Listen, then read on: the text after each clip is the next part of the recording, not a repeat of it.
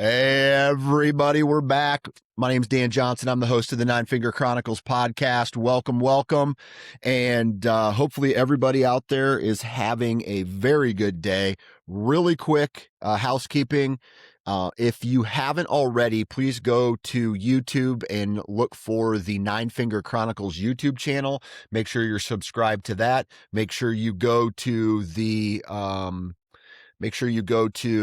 iTunes or Spotify or wherever you download the Nine Finger Chronicles or listen to the Nine Finger Chronicles. Make sure you leave a review, 5-star review, and let everybody know that this is the best podcast in the entire universe. So today's guest, Heath, is it Babb? Yes, sir. Heath Babb, tell me, where are you from, my friend? I live in South Carolina, Low Country, Hilton Head Okay. Island. Originally from Maine, but I've been down here longer than I've been in Maine. That's a transition, my friend. Maine to South Carolina. Yeah, I had a roommate at the time said, "You want to move to Hilton Head?" And I said, "Sure." Where is it? Okay. And we headed On the down. beach. It's on the Yep. beach. All That's all right. I need to know. That's cool. What do you do for a living? So my wife and I own Dolphin Discovery's Hilton Head. So it's boat tours. It's basically dolphins, sharks, and shells. So we do dolphin tours, shark fishing, shell hunting, stuff like that. It's a lot of All fun. right, now we're talking, my friend. Okay. Like, let's be honest. A lot of the people I ask that question to, they're like, oh, I am an accountant or I am a machinist. And I'm not talking shit on any of those jobs, but it's like, finally, I get to talk to someone who takes people on dolphin, shark, and seashell tours. That Yeah, sounds it's a like good an gig. amazing job. Oh yeah, I was in the gym business before that, and Okay. my buddy owned the business, and he owns Okay. Kayak Hilton Head on the other side, and he was like, "I just can't do both." And it Yeah. was actually my wife's idea. She's like, "Well, let's buy this thing," and it has been the best decision because now that I hunt, like it's perfect. Like I am busy as all can be, and then it drops off after season, and I've got the entire deer season open, like 5-6 months worth to hunt. My man. Yeah, My man. it has just worked out perfectly. Okay, so talk to me a little bit. You got to tell me about your business because now I want to come visit you in South Carolina. Talk to me about like what do you do? Do people at the beginning say, "I want to go look for seashells and see some dolphins," and then you go, "Yes." Like walk me through how all that works. Yeah, so it's really anything you want. We've got a bunch of different tours on there, but my favorite and what our guest favorite is, we call it Dolphin, Sharks, and Shells Tour. Okay. So we can go out, we'll go see dolphin. We've got like 200 to 400 that live here year round, so they're always here. And then we'll shark fish for 2 hours, and then we'll go dolphin. Well, I use the word hunting, but searching, if you will, for another hour. And then, hey, the kids want to grab some shells or parents want to get off, and then we'll grab some seashells. And, it could be 3, 4, 5, 6 hours, depending on how long they want to be out. Dude, that's awesome. Yeah. it's So great. do you offer a chum the water and get into a cage like the great white sharks on National Geographic's option? No, but you'd be surprised how many people ask if they can swim with the sharks. Dude. Yeah, even the dolphin. It's illegal to feed dolphin now and Okay. to touch them, harass them, and all Yeah. that. But it would be even worse to do that with the sharks. Do they ever do the thing where you're on the boat and then they jump out of the water next to you? And do you get to see some pretty amazing stuff? Every day is Every something day. just super cool that's going on, whether they're jumping out or not. But yeah, we see that a lot. One of the things they do down here, which is super cool, is the strand feeding. So they work as a team, and you'll see them kind of moving in the water together, a pod, anywhere from like 4 to 6 usually. Yeah. And then you'll see them, they'll start to circle a little bit, and one will lift their head out of the water at low tide and check the bank. And then after that, you'll see then they'll all come at once, and they'll push bait fish up onto the muddy bank, and they'll come out of the water and feed on their left side, eat the fish, and then wiggle back down in. It's really cool. Dude, that is Yeah. some National Geographic type stuff. Yeah, it's awesome. That's Yeah, pretty they've been on our sweet. boats. Dude, have you had a oh my God moment with sharks? Only like some big ones that I'm getting in the boat. Okay. Like a big bull shark or something like that are strong. Even like a 4-foot is like, they're just muscle, and they're Yeah. about, that thick. So you're just Yeah. holding on to those things. So the only thing, you pucker up a little bit when Oh, you're, so when you you're get actually grabbing the sharks? Yeah, we'll go shark fishing is what the sharks part is, and then if we can handle it, we don't bring every shark in, but if we can get them in the boat safely, well, I'll lasso them literally with a piece of rope, and then pull them in the boat, and we'll get some photos with them. It's fun. That's my favorite Dude, trip for sure. The shark dude. fishing's fun. All right. Yeah, I think it's I a might have blast. to put Hilton Head on the map You as got far as summer vacation options this year, because that sounds like fun, dude. Yeah, you gotta check it out. Hunting season starts August 15th, Yeah. and we actually have our own subspecies of whitetail, the Hilton Head whitetail. Okay. There's not a lot of hunting on the island since it's very populated, but Yeah. that and then August it's hot. When you're on the boat, it's always 10 degrees cooler. You got a breeze, and Yeah. it's Yeah. here I am saying it's hot, but my cold today, it's freezing today, which is in the 40s, Yeah. which is a lot Did you different than did what you you got going guys on. get any of that snow that came down? We got a A little bit. little bit. Okay. All Yep. right. Cool. Probably an inch or so. My daughter's about 4 hours north of here in Greenville, and she got close to a foot, I think, which is Woo. rare. Yep. And you guys are probably shitting your pants. Like I don't mean like you individually, but when I Oh, lived in for sure. Alabama and it snowed, man, they closed down everything for a quarter of an inch for 2 straight days. It was Oh yeah. nuts. It Yep. was Town nuts. was closed for 2 or 3 days because Yep. there's no trucks, there's no plowing, Yep. and the worst off is people just they don't know how to drive in it, so you just stay off the roads. Exactly. Yeah. Exactly. Exactly. Cool, man. Well, that's awesome, man. I love the career path there. That's It has like, been the best decision. what does the family say? Because even in this job, when I got laid off from my job and I told everybody that, like, even including my wife, I was like, I'm going to start podcasting. And my family's like, you have a wife and kids. There's no way you're going to make this work. And don't you know you have to go have a real job in an office or in a factory or whatever? And I've made it work. Was there, when you said, hey, I'm going to buy a shark tour business, did your family members like, dude, what are you doing? I was actually more surprised. It was my wife's idea, and Yep. she's the money manager. She's the for sure on Yeah. that side of it, and I'm the workhorse. Yep. So she had the idea, and it was my buddy's business, and it was already pumping. It's been Thriving. open it was open for 18 years when we bought it. Oh, okay. So, Okay. we run 4 boats, and we're looking to hopefully add a 5th next season. So we knew we had some income. So it was actually a great decision on her part. Cause of course I asked at that time, I was like, well, why not take that money and just start our own? Yeah. And it's because you don't have income coming in right away. Right. Yeah. So Right. it's been really the best decision that, for my well-being, Yeah. that I made in a very long time. I was in the gym business before that, and COVID just crushed us, and Yeah. I'll be paying that thing off for a while. Yeah. But the boat business is great. I'm outside, no more seasonal depression. Now that I've got bow hunting, Love it. that switch. So Yep. it's awesome. Awesome. Cool. Cool. All right. Before we get into the topic of conversation today, which is your bow hunting journey, we're going to go ahead and say thank you to some partners here at the Nine Finger Chronicles. So the first company I want to give a huge shout out to is Wasp Archery. Whether you're looking for a mechanical or a fixed blade, go check out wasparchery.com. I do have a discount code NFC20 for 20% off. Most of their heads are still manufactured in the United States of America with some of the best material available for their heads. So go check out wasparchery.com. Next on the list, Vortex Optics. We're knocking on turkey hunting season here really soon.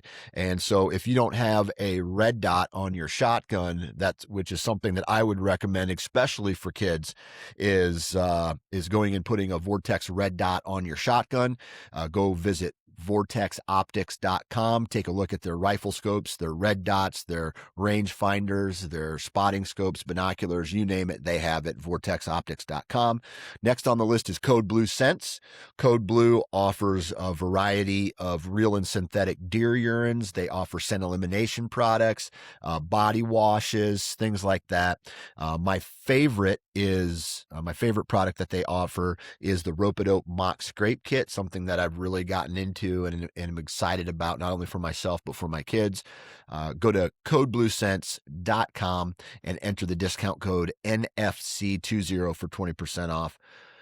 uh Last two here is Reveal Trail Cameras. These guys have upgraded their camera even more now with the brand new Ultra that they've released in mid 2025. So that's available. Go check out all the functionality there.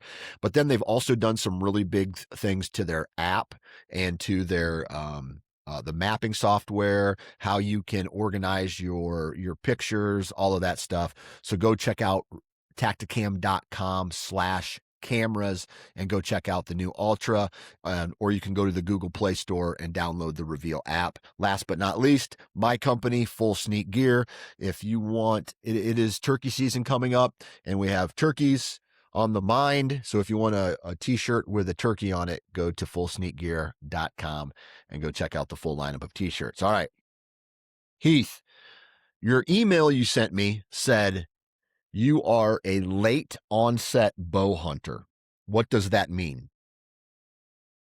So I was 49, which is like not this hunting season, but last season, like in September, like mid-September. Well, it's not actually even a couple of years before that. I just was sick of buying meat from the grocery store. And I think like so many other, I was just an animal lover. And I was actually at that point, like, I don't really want to kill anything. Yeah. Like I told you, I got off season. I had hunted with my dad, a handful of times as a kid, but with a shotgun, I didn't like to shoot. It's too big and never shot anything. Yeah. And, but like 2 years back, I just started thinking about like, look, if I'm going to eat meat, I need to at least be able to go through the process. So I need to do this at least once, and that's shoot, field dress. Not going to, buy everything to necessarily process my own, but I wanted to be able to do that. So, Yeah. I shot competitive rifle as a kid, and I felt like I knew how to do that. So I also can't do that in my backyard. So I was like, I'm going to get a bow and I'm going to start practicing. So I bought my first one off of eBay for like $250 when I was 49. I was, like I said, not this season, but last, halfway through. Gotcha. 49. Yep. You can teach an old dog new tricks, right? Oh, yeah. Yeah. Okay. So meat, like procuring your own meat, sounds like it was one of the biggest decisions for you, correct? Yeah, it was really the one. It wasn't really, hey, I want to go hunt. It was like, if I'm eating meat, I need to be able to do this. Whether I went back to buying it, I kind of left open. Okay. All right. So let me ask you this. Did you go through a period of time when you were a vegetarian or a vegan? So I was in the gym business for many years. I opened up CrossFits and did all that. So I've tried a ton of diets. I've tried vegan. I tried the gallon of milk a day. But if you want to get strong, try that one. So I've tried them all, but it wasn't like, hey, I never felt like that was my way of life. I actually run a lot better on meat. I eat way more meat than anything. Gotcha. Okay. And so then, when people all of a sudden get into bow hunting, especially later on in their life, like kind of what's happened with you, sometimes there's a thought process change that has happened. Were you at a period of time in your life ever anti-hunting? Never anti-hunting, but I had a hard time understanding, like my brother had shot a bear. I'm like, I just don't know why you'd want to shoot a bear. Gotcha. And so I was in that mindset. And now that I started hunting, I mean, I got a stack of books. I read so many books from my very first hunt on, that I've learned so much more, the understanding that I'm like, oh man, I was totally wrong about that. Yeah. Yeah. Okay. Well, talk to me a little bit about what that changeover or what that thought process was like when you started going, because I'm interested in the point, right? The point of change is what I'm really interested in. And obviously it's for you, it's the meat, but why not store-bought meat, and why going and doing it yourself through hunting?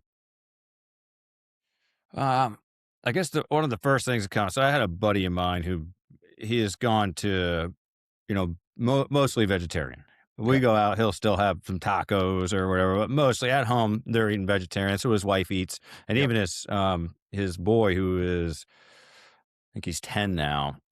He hadn't had meat until this year, and he asked Okay. for a bowl of chili. And the reason being, from what I saw, is his father got sick, and he started doing a lot of reading about what meat's bad for you.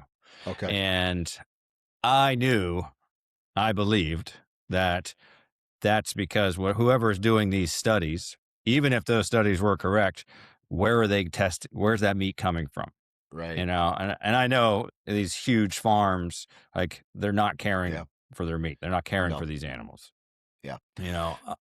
So that's kind of where, like, that whole process kind of began. I was like, I don't want to be buying that meat that's not cared for, because I don't know if it's ever happened to you, but if I eat something that is not a good, even with a burger or something like that, I would have nightmares at night because of all the cortisol that's in that animal. Yeah. So Yeah. Yeah. And that's the thing, man. It's like now that you've gutted a deer, you get to see the deep, dark, red meat, basically, compared to the pink meat that, like, I mean, if you go to here in Iowa, there's, butcher shops all over the place.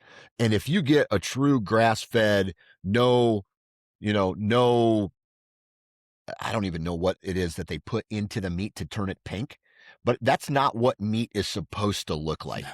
Right. And so you look at if you put a pound of ground beef next to a pound that's even 97.3 versus a pound of 100% ground deer, you can see the color difference. Beef is not supposed to look like that, right? So they're doing something to that meat to get it to last longer on the shelf, to get it, whatever it is that they're doing, that I'm not educated on. And so was this when you started thinking about this, what was the timeline, and to where you were just like, dude, I got to think of an alternative here? yeah, so like I said, it was about 2 years before I actually, about a year before I actually bought a bow, Okay. and I had been thinking about it on and off, a little bit here and there. Oh, what if I did? Because a lot of people I know hunt. Yep. In the South, it's pretty prevalent. Yep. To hunt over feeders. Yep.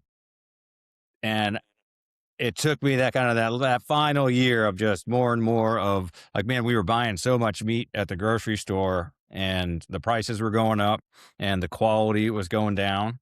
Like you talked about, even going to buy a slab of tuna or something, like, that's not the color that's supposed to be. Right. Anything like that. So that just kind of just slowly worked me into, I'm going to give this thing a try. Okay. Were you able to try deer meat, venison, before you made the decision to go get it yourself? Yeah, I've had venison before. I've had caribou. I've had moose. Okay, good.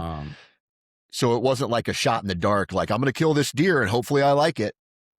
I mean, it was a little bit, because really all that I've had, I had caribou when I was 12 years old, right, from family. When I go up to Maine for fishing camp with the boys in September, we'll have moose meatloaf, or, something ground or something like that. But I just knew, I was going to like it. I just knew I was going to enjoy cooking my own food. Gotcha. All right. So obviously now you've made this decision where you're like, dude, I want to start hunting for the meat of all of this, right?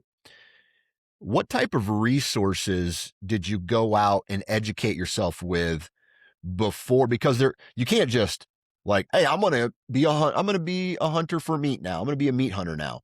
Like, you got to educate yourself on where you can hunt, how you can hunt, like rules and regulations, things like that. Talk to me about educating yourself on getting to the goal that you've set for yourself. Yeah, it was a pretty small steps to get me started. I basically, first off, was like, okay, I'm gonna get a bow, and bear's been around for a while. I found one on eBay for, like I said, $250. It was brand new, and I took that to the shop, got that set up, and just started just practicing in the yard. And then Gotcha. YouTube, started listening to podcasts, how to hunt deer. Mm-hmm. So like just started there. I started with Yep. your oldest episode and just kind of started working through. And then I had a couple of guys that I knew that bow hunted, Mm-hmm. and I really didn't know how they bow hunted, where they go, anything. But come to find, like, I don't know anybody else. Well, I know a couple now because I actually got a part-time gig with DNR, which I'll tell you about. Um, but I don't know anyone else besides the DNR job that don't hunt on private, like feeders. Yep. Um, so it was, learning kind of stops there, right? Yeah. There's not much you're going to learn about the deer. So I started with that my first season. And the biggest thing that I learned, I believe, was where you have access to is going to make all the difference.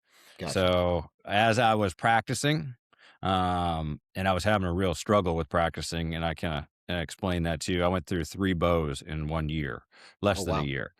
Yeah. And so I learned that about the access, and the very first thing that I did was I went and I knocked on a door, and it was actually a business, and asked if I could hunt, and they allowed me to hunt on this. It was 28 acres, probably about 12 of it is huntable, Mm-hmm. and that's where I actually got my first deer, my first year. Awesome, man. Yeah. Why? Obviously, a gun, right? Like, obviously, a gun is a better weapon as far as getting a new person. Like, I'm starting my kids out with rifles and shotguns before I'm teaching them how to bow hunt, just because it's the barrier of entry, in my opinion, is much lower to get someone efficient with that weapon and also get them back into the sport. Why did you decide that a bow was a better idea for you at your stage of life than a rifle? Well, I shot competitive rifle as a kid, Mm-hmm. and even though I hadn't shot guns really in quite a while, even, I own a pistol. There's just no real place for me to shoot around here. Right. Um, a couple things. I felt like I already knew how to do that, and I felt like I could do that easily if I was Yep. to do that. Second, there are limitations in where I can hunt. There are bow only places around here, or certain times Okay. that you can hunt. Um,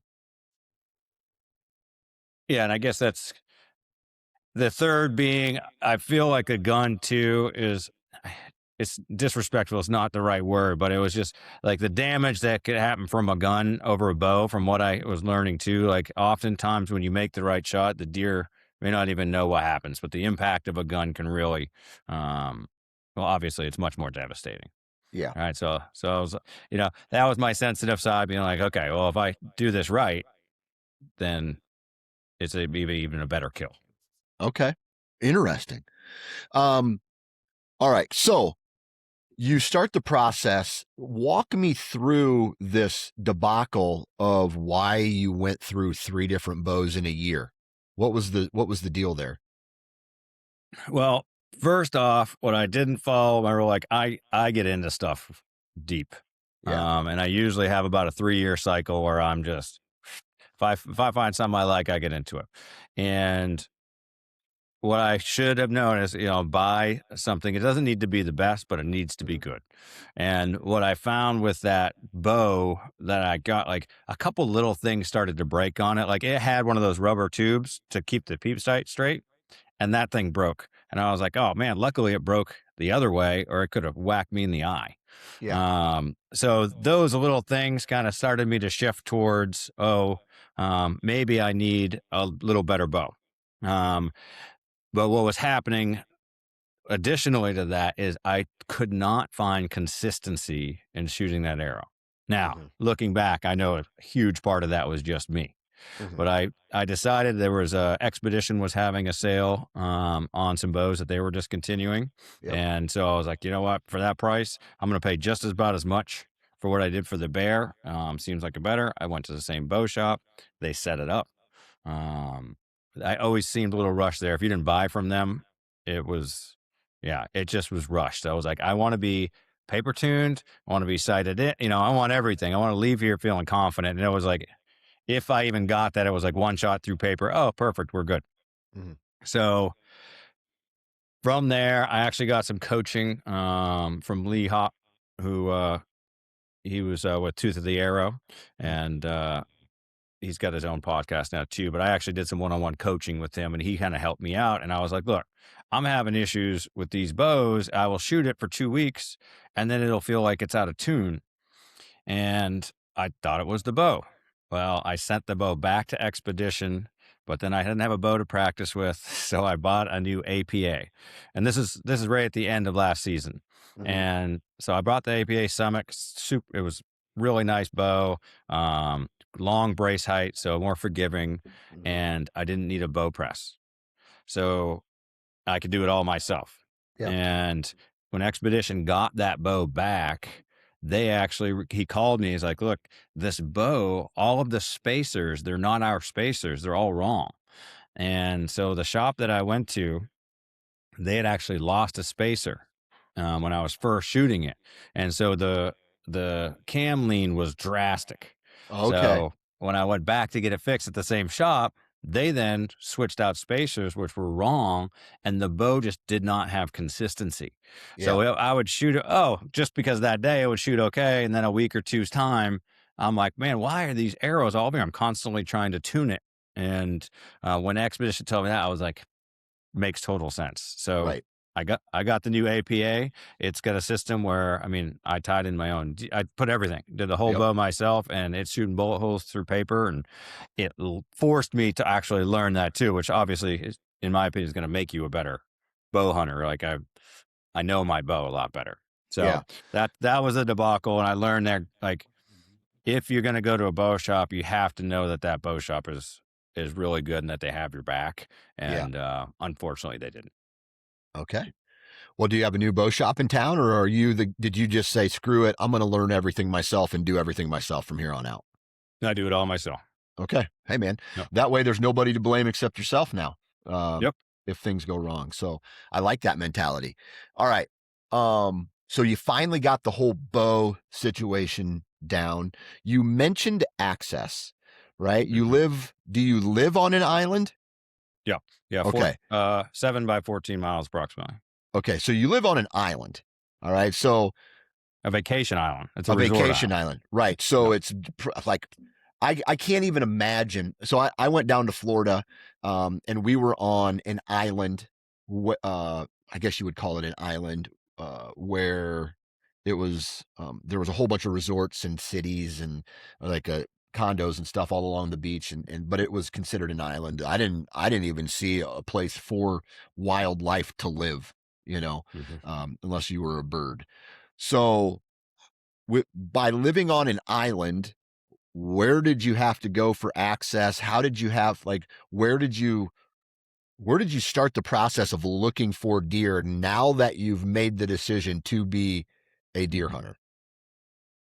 Well, like I said, I knocked on a little local property. There's only a couple people that I know. You can hunt any private property on Hilton Head with permission, but we have a lot of what are called plantations, gated communities, Yep. and they don't allow hunting in there. And they take up probably 60-70% of the island. So Okay. there's little spots there, but basically I had to go off island Okay. and find places like we have heritage preserves, which are wildlife management areas. And we do, like, I think South Carolina does a pretty good job of that from what I know. So there's a lot of those an hour, 2 hours away. Yeah. Okay. Yep. So you started researching public. You got a little permission on private, but then you also started the process of researching public land. Yep. And actually Okay. reached out to DNR for one property and had a guy that he drove me around out there and showed me the whole area, and it was great and learned a lot. Oh, awesome. Yep. Okay. I, Maybe I'm mistaken, but I think South Carolina may have one of the longest seasons in North America for white-tailed deer. I think it's like from August to March, if I'm not mistaken. August 15th to January 1st. The last day of hunting is January 1st. Oh, January 1st. Okay, so maybe Yep. I'm thinking of another southern state that goes almost to March. There So, are there are places that you can hunt, like, where, like, they're trying to clear, like, I yep, forget, is it called deprivation or something like that? yep, Like, there's too deprivation many tags. deer. Yep. Yeah, I just got my first hog this week, and he was saying that he got 24 deer in the day before because they were cleaning out these islands. Okay, I gotcha. All right. So, walk us through now, from the point of you doing the research for public lands. Real quick question. How far did you have to drive to some of these public lands? The closest one's an hour. Okay. The ones that have better deer hunting, as from what I hear, are more like 2 hours or even three. But I stay pretty close. I mean, whether I'm not necessarily, I don't have to have a trophy buck either. Right. I get 13 tags.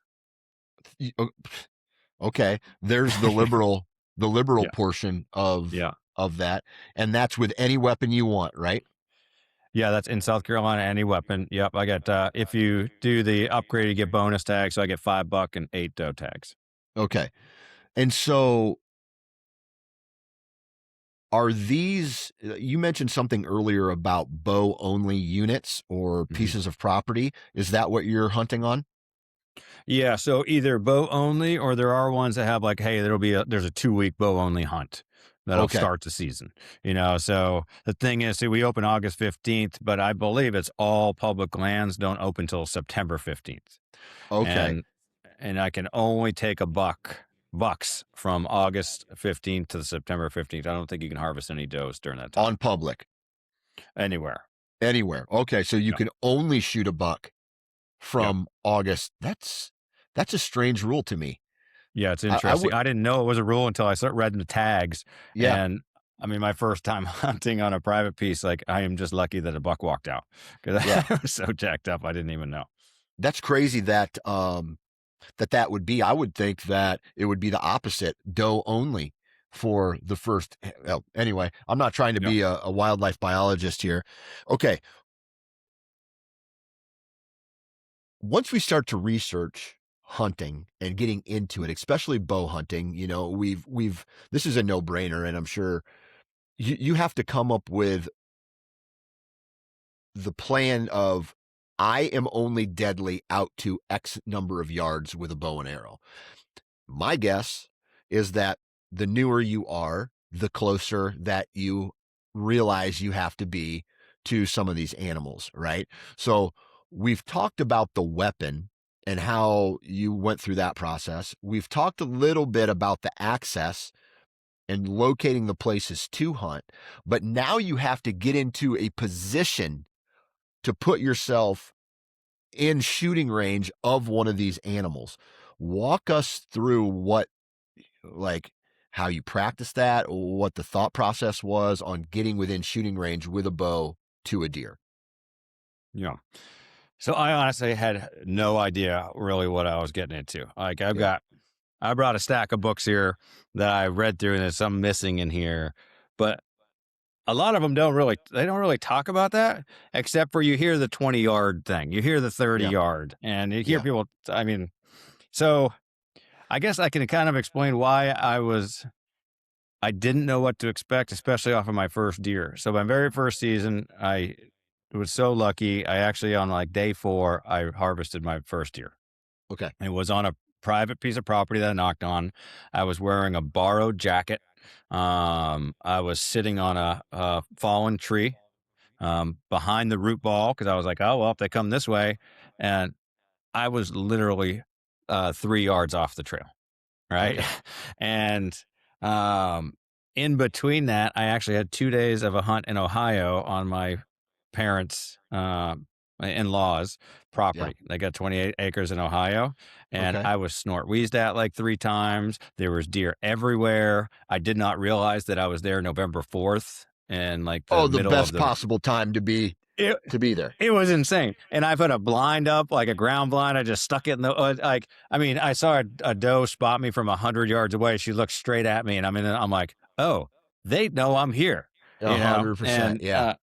yeah. So I moved. It was crazy. So I had that scene. And so there's just deer everywhere. I mean, literally Yeah. getting snort wheezed at 3 times in Ohio. I had big, huge, like gray monsters within like 20 yards of me that, of course, I Yep. tried to hide, and I spooked Yep. them. So anyway, I'm sitting on that. I go back to Hilton Head, and I'm on the ground here, and I propped myself behind a tree. I knew like, hey, get some type of cover. So if they come in, I can draw. Yeah. And I saw a doe coming in, and she got to about 20, I think it was right at 20 yards, and I drew back, but there was brush and some branches. So I was like, all right, I'm not going to shoot. First time Right. seeing a deer this close in the woods since I was a kid. It's the first time Right. hunting. Yep. So I let down, and then I didn't know it was still at the end of the rut here. The rut here, main rut's really like middle October, which I learned. But then here comes a buck, 7 point.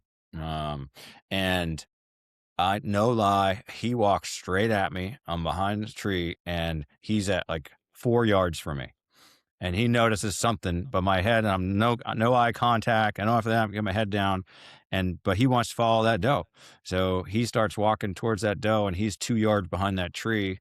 I go to draw back, and the borrowed jacket that I'm wearing, the cuff got stuck on the bow, and I couldn't. It rolled, so I couldn't get it back. And he saw some movement, and just bound off a couple bounds, and then walked off following that doe.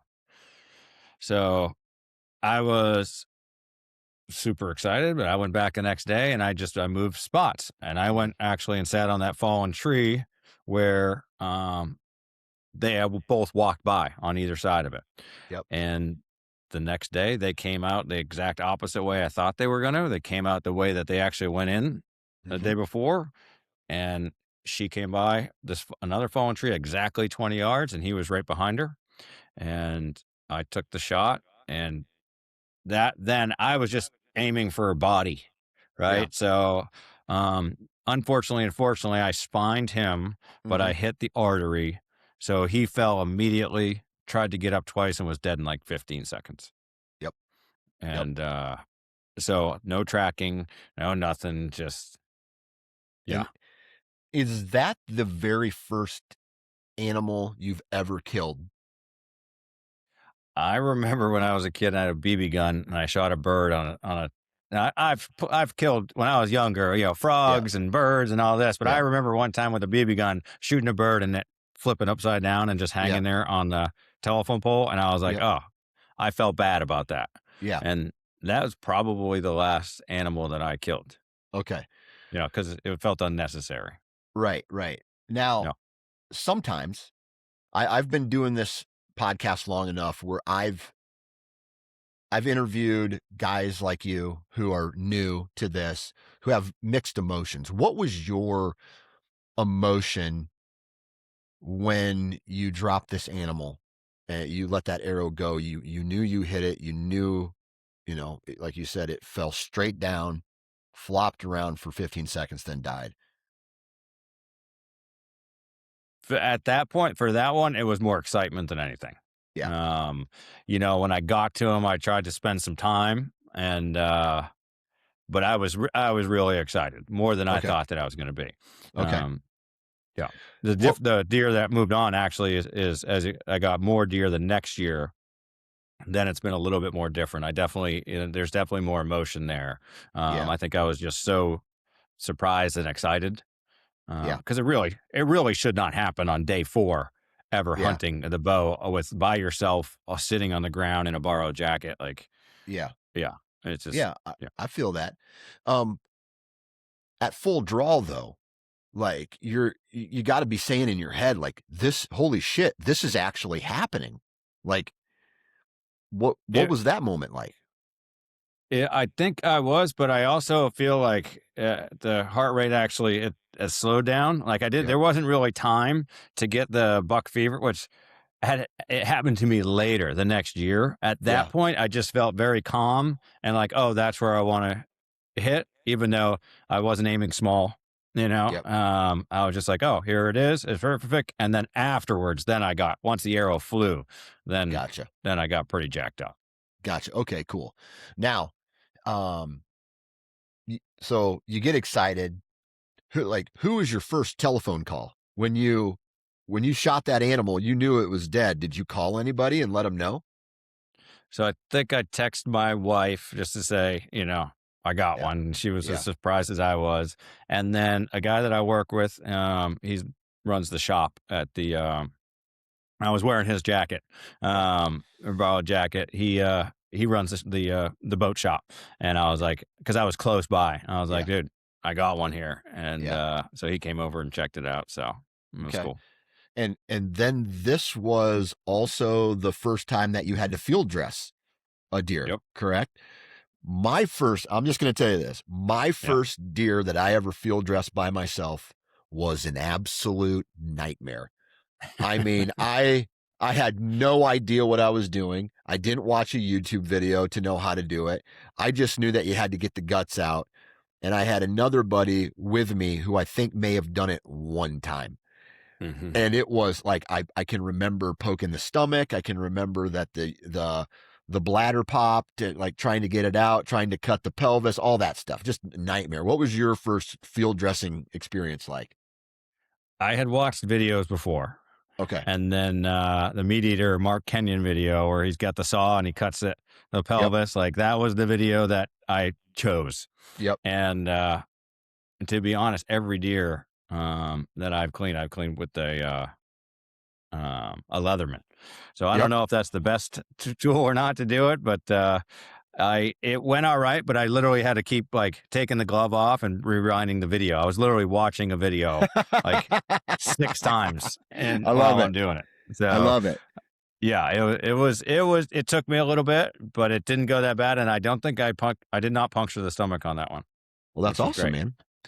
All right. So the excitement levels are high.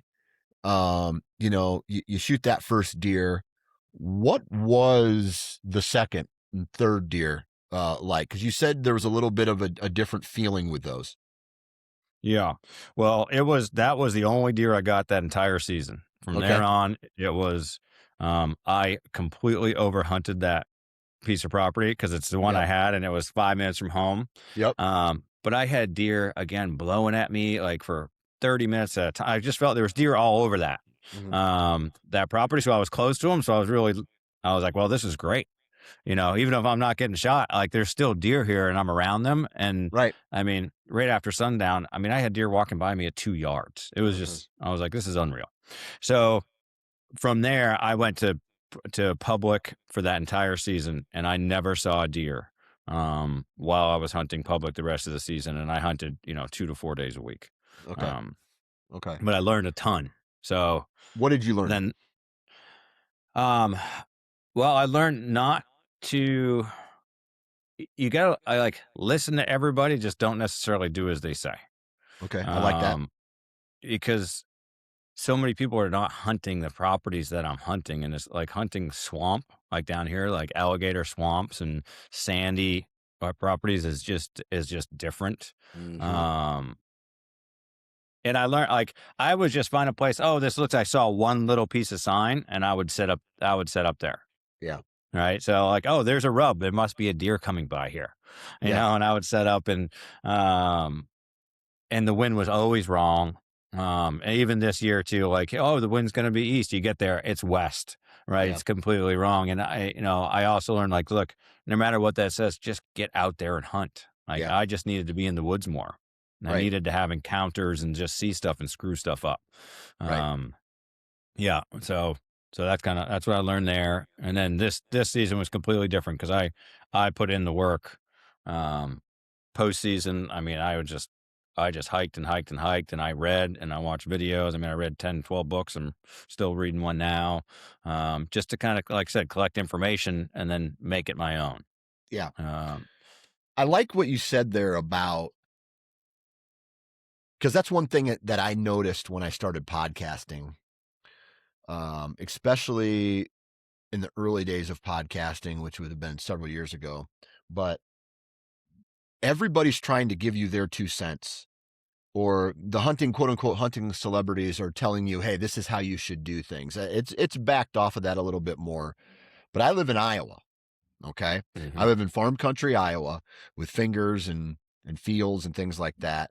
And you, Heath, you don't live in Iowa.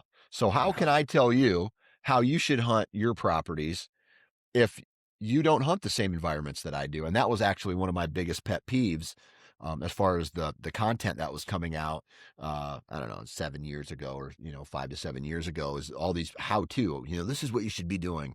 And I fell victim to that as well, putting that type of content out. But then you kind of realize it's like, Texas doesn't hunt like Iowa. Illinois Uh-uh. doesn't hunt like Ohio. Ohio doesn't hunt like Kentucky. Kentucky doesn't hunt like South Carolina or Florida or whatever. You just, the comparisons there. So, um, as you start to get into this, you said you've been reading a lot of books and consuming content. Do you feel at all like antler size has crept in to the thought process of, man, this industry's about big bucks, therefore I need to be about big bucks? Have you ever felt that at all?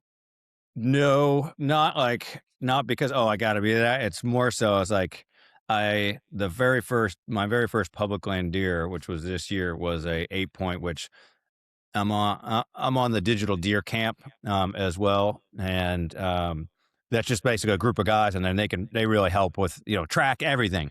Yep. And a couple of guys, and they're estimated about 3.5 years old. And to Yep. me, I'm like, man, that is cool, because well, I was almost run over by a forky this year, Yep. because I made a couple of grunts and he almost literally jumped into my lap. And they're just like, as they get older, like obviously those deer are really dumb. Yeah. And I had a lot more opportunities at deer like that. But even as I get to 3.5, and from what I learned, like, a 5.5 is just it's a whole different animal. Yeah. So that to me is exciting. And yes, I love, like, I brought a couple here because I brought one I found, and I found a deadhead, and I got Yeah. a picture of either his son or grandson on a camera. I used, little, SD card cameras, and I got a Yeah. picture of one at night that I'm like, that's the same exact rack. And I was like, oh, now this is Yeah. fun, because now I actually have a deer that I could hunt, and Yeah. I have 3 of those this year. So so that's exciting to me. Yeah, antler size. I mean, when I first got into it, I'm like, oh, that doesn't matter to me. But you can't say that it doesn't make it like fun and exciting. Yeah. But Yeah. I've had plenty of them come in, and I'm like, oh, well, that's actually a cool rack, or I want size too. It's Yeah. expensive to process too, and I have passed up a couple small deer just because I'm like, well, it's going to cost me $100 and something to get that thing processed. Like Yeah. down here, they're smaller here than they are in Iowa. Yeah. So you want to make sure your price per pound is still For sure. comparable, or you're still saving that dollar amount when it comes Yeah. to. And I think you're on a dangerous slope here, Heath, because I think what's going to I am. happen is you're starting to become a bow hunter. Yep. And bow hunting is not cheap, especially No. when you add up all the books and all the equipment. Next thing you know, you're probably going to spiral out of control and about gear and taking out of state hunts and things like that. Next thing you know, that price per pound just isn't adding up, and you're not doing it necessarily. The meat's the cherry on top, but you're doing it because you love hunting. And that's when it gets, that's that's already when it there. gets, yeah, that's when it Yeah. starts to get expensive. So, Yeah, we're planning the elk hunt in 2 years. I've got that Woo! already started. So yeah. now you might as well just, it's over with now. Yeah, it is. It's over. People keep asking me about, oh, have you done turkey hunting? I'm like, I can't. I Yeah. cannot get into turkey hunting. I'm like, the spring is the time I got to get back into work. So I'm not Right. even going to try. Right. I already got my first hog last week, and it's just like, oh, well, that's fun. Yeah. Yeah. So That's so awesome, man. fuck this. You know what? I like about this conversation that we've had today is I can truly tell you are excited about this. Oh yeah. And I'll tell you this, man, I've interviewed a lot of people, and some people, they just don't show that excitement anymore because they've been doing it so long.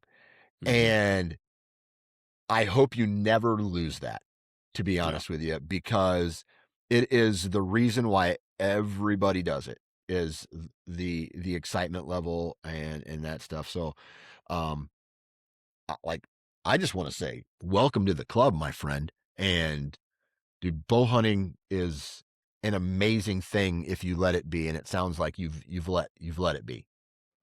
Oh yeah, I absolutely love it. And the more I do it, the more I'm like, oh well, how can I do it from the ground more, and how can I, Yeah. like just get closer to the critter Right. and really be there. Like it just makes it even more exciting. Yeah. Like, do you have a saddle? Do you have a tree stands? Like, what have you been Yeah. hunting with? I hunt with a saddle. Like that first year, I was like, all right, I'm not carrying. I didn't have anything, so I was like, well, let me just get a saddle, so I don't have to carry these stands and stuff. So I got a saddle, and this year I harvested 5 on private and 3 on public, all from a saddle and all under 10 feet. I use one saddle or one stick with a 3-step aider now, and I hunt them all basically at 6 feet high. Dude, you need to start your own podcast. That's how good you are, my friend. Yeah. Oh, it's all about it's all about the property. I tell you that the public lands that I or private that I got access to are just Loaded. phenomenal. So it's really Yeah. helpful. But I tell you, I think that's what allowed me. Well, I know we're probably short on time. I'll tell you the quick little story about the first buck on private, just Okay. because like all the mistakes I made and I screwed it up, but it worked out. I Yeah. went into this little piece that I had learned, it's all about the land. Mhm. And everybody told me not to hunt this because it's overhunted. You can't do it, blah, blah, blah. And I'm like, oh, well, and I said last year, I'm like, well, I'm going to prove you wrong. I'm going to go get a Yeah. deer there. I didn't care what it was.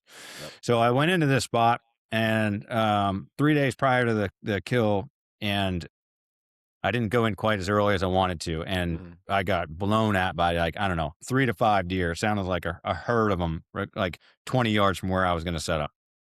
Set up there anyway, didn't see anything. Went back, I think it was 2 days later, or maybe this next day, same spot, went in, 2.5 hours before sunrise, and snuck in there, got set up. The wind was supposed to be going one way. And my whole thought was I learned too that the more trails you have, the better opportunity. If you got one trail, great. You got 2, awesome. You got 3. And this had like 3 or 4 trails all coming together. So I set up with kind of my back to them, thinking that I could draw it to the left if they all came over here. And needless to say, the wind was hitting me in the back of the neck. I didn't feel right. I was like, this is just wrong. So I got down and I set up on the ground on that tree, turned around facing the wind, and sat on my stick. And within 30 minutes, I'm bow in hand, ready to go. And if I Yeah. wasn't like this, it never would have happened. And I'm like, those were antlers, like 15 yards from me. He was coming down a trail I didn't expect. I was able to stand up, get draw, and shot him at 20 yards. And it was all just like all these mistakes, like, oh, wind's wrong and this and that. And then I ended up getting down on the ground and actually shot my first buck from the ground at 20 yards. Was just awesome. Dude. Yeah. That's amazing, man. Congratulations, first off. Yeah. And dude, I hope that, let me ask, one of the last questions I want to ask you is short-term, long-term goal, now that you're a bow hunter. Well, short term, like every day, I'm just trying to get more consistent with my shot. Okay. So, I try to shoot a minimum 10 arrows a day, at least 5 days a week. Right. And try to shoot that from different positions from the saddle. I've actually put a pole up in my backyard so I can practice from that. Okay. So yeah, short term is like consistently getting better at shooting from any angle. Right. Right. Long term, I want this thing to keep growing. Like I said, I get into things a lot, and it's usually like about a 3-year cycle. I just get really excited. Like my last thing was e-foils and loved them, but then I'm like, okay, what's next? But with hunting, it's not like that. It's definitely a lifelong thing, and I want to be able to continue to. We have only bought store-bought meat twice since September, and I want to continue to do that and continue to actually then help my friends. Like one of the deer this year, I gave to a friend of mine who was going to eat it. So, that's long term is continue to grow on this. Like I said, I got an elk hunt. A buddy of mine harvested his first on a DIY hunt. Took him 5 years. So I'm going to shadow him, I think, for a year and just do that next. And just try to keep growing and putting meat on only on my plate, but my family's, and then I'm going to donate to the food bank this year too. Oh, nice. So because we killed 8, I kept 7, and I've already eaten 3 this year, my son and I. So I think about 6 deer. I mean, my biggest buck was probably 150, 160. Okay. This is my public land. All right, dude. Hey, he seems pretty wide. That's pretty good deer. It's like 16, Yeah. I think is what I heard you talking today on your hunt deer podcast about one of your deer. I think it Yeah. was, yeah, I mean, the that inside looks spread. yeah, that looks real close to what I shot this past year. So, Heath, man, I'm glad you're excited about bow hunting. I'm glad that you're starting to expand and you're becoming a bit of a gear junkie. And so, man, congratulations. Welcome to the club. And thanks for taking time out of your day to hop on and share this story with us. No, thank you, man. I love talking deer hunting, so I really appreciate it.